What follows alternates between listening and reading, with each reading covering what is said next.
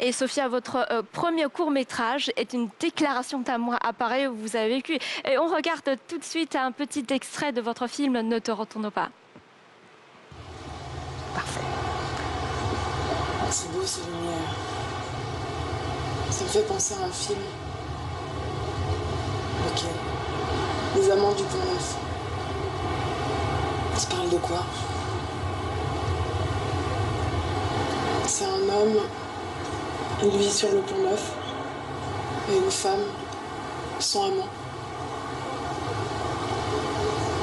À cette époque-là, à Paris, on fête le bicentenaire de la Révolution française.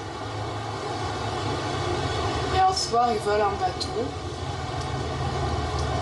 Et ils traversent la Seine à toute vitesse. Et à mesure qu'ils tracent sur la Seine, il y a les feux d'artifice qui explosent les uns après les autres. Papa, comme ça, sur le champ.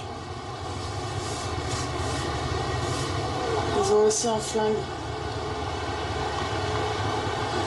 Juliette Binoche dit, il y a 15 balles. Ça fait 7 balles pour toi, 7 balles pour moi. Il en reste une pour l'avenir. Un tout petit extrait donc de votre premier court-métrage, Sophia Liu, hein, Ne te retourne pas. Alors, on est à Paris, Paris-Ville-Lumière, il y a deux jeunes femmes, elles sont amoureuses, elles nous parlent d'un film culte. En quoi la France a-t-elle influencé votre travail? Parce que là, c'est une déclaration d'amour que vous faites. Oui, tout à fait. Parce que je pense que l'influence de la France, c'est ancré dans mon inconscient. Quand je fais des créations, que ce soit l'image, que ce soit l'écrite, que ce soit d'autres formes, mais c'est toujours, il y a toujours une empreinte française, c'est-à-dire que dans la pensée ou ce soit dans la forme, il y a toujours eu cette touche française qui est dedans. Ouais. Est-ce qu'il y a certains cinéastes français qui vous semblent plus proches de votre univers? Tout à fait, genre Céline Sciamma, parce qu'elle est féministe, bien sûr. On est tous féministes à l'époque, enfin même maintenant à Paris. Donc il y a beaucoup d'influence, il y a beaucoup de soutien dans la communauté, et c'est aussi pour ça que mon projet a pu devenir réel.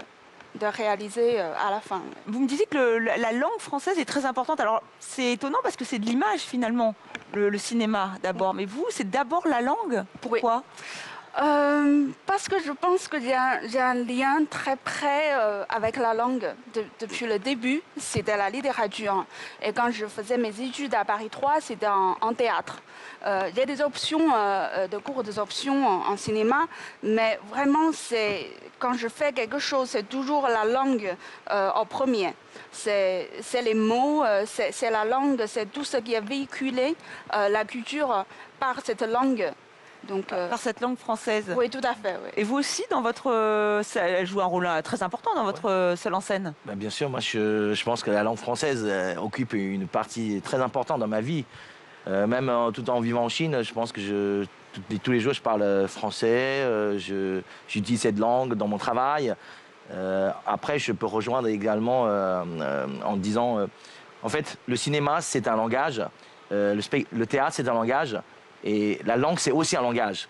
Donc, ces langages-là se retrouvent sous une forme différente, mais ils ont des points communs. Donc, la France ou la langue française, tout ça, ça nous aide à relier tous ces domaines ensemble. Voilà. Après, tous les deux, après votre parcours francophone, vous avez tous les deux décidé de revenir en Chine. Et pourquoi? Pour moi, c'est un choix assez difficile. C'est un choix personnel aussi, parce que la Chine, c'est mon pays natal. J'ai vécu jusqu'à 17 ans. Puis la France, c'est mon deuxième pays natal. Donc pour moi, c'est un choix difficile. Mais quand même, j'ai décidé de revenir en Chine parce que je pense qu'ici, je pourrais faire plus de choses, que je pourrais vraiment... contribuer plus à l'échange de ces deux cultures. Ouais. Hélisson, pourquoi vous avez décidé de revenir en Chine? Alors moi, déjà j'étais très amoureux de la langue française, de Paris, de toute cette vie. Et à l'époque, j'ai rencontré une Française qui était passionnée de la Chine. Donc moi, en fait, je l'ai suivie. Et en revenant ici, très vite, je me suis rendu compte, comme Sophia, C'est-à-dire que je peux vraiment jouer un rôle beaucoup plus important en Chine tout en utilisant la langue française. Bon, maintenant, je partage ma vie quand même entre Paris et Shanghai. Donc aujourd'hui, je vis entre les deux pays et je suis assez content de cette vie. Mais ça vous a ouvert des portes, en fait, des portes artistiques et professionnelles, le fait d'apprendre le français. Le français, pour moi, c'est la clé.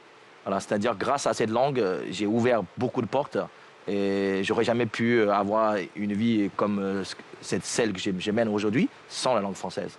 Et pour vous, c'est pareil, Sophia? Oui, tout à fait, parce que la langue française, ça m'a permis, pas seulement ouvert la porte en France, mais aussi m'a permis de plus d'opportunités partout dans le monde. Ouais.